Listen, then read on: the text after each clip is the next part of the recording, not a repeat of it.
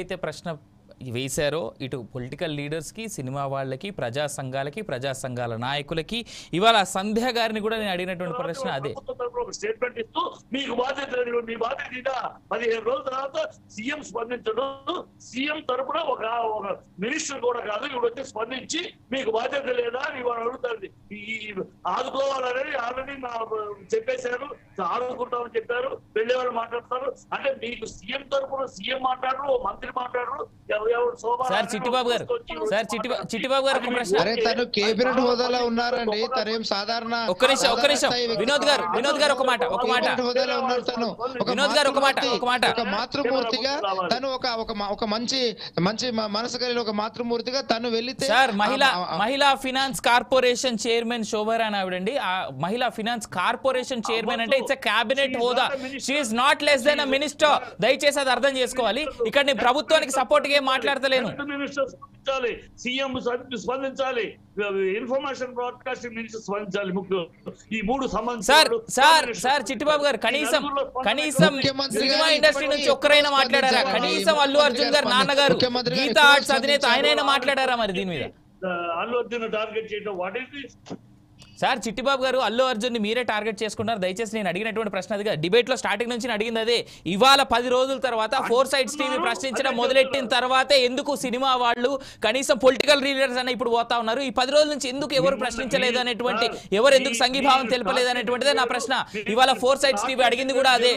వినోద్ గారు టార్గెటింగ్ మీరు స్టార్ట్ చేశారు. వినోద్ గారు ఆయన targeting. Sir let him target. Sir మీరు ఎందుకు డివేట్ అయ్యారు? మీరు అడిగారు కదా, మీరు కూడా అడిగారు కదా. అవును, హలో చెప్పండి సార్. అడిగారు కదా, మీరు అడిగారు కదా.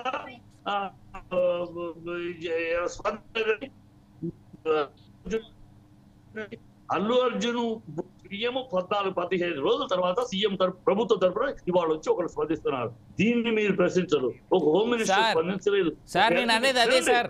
చిట్టిబాబు గారు వినండి సార్, ఒక హెల్త్ మినిస్టర్ స్పందించలేదు, ఒక సీఎం స్పందించలేదు.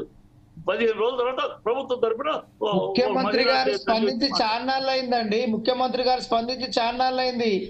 చిట్టిబాబు గారు కనీసం ఇప్పటికైనా, చిట్టిబాబు గారు కేబినెట్ హోదాలో ఉన్నటువంటి ఒక వ్యక్తి ఈనాటికైనా స్పందించింది, కానీ సినిమా ఇండస్ట్రీకి సంబంధించిన వాళ్ళు ఒక్కరైనా స్పందించారా?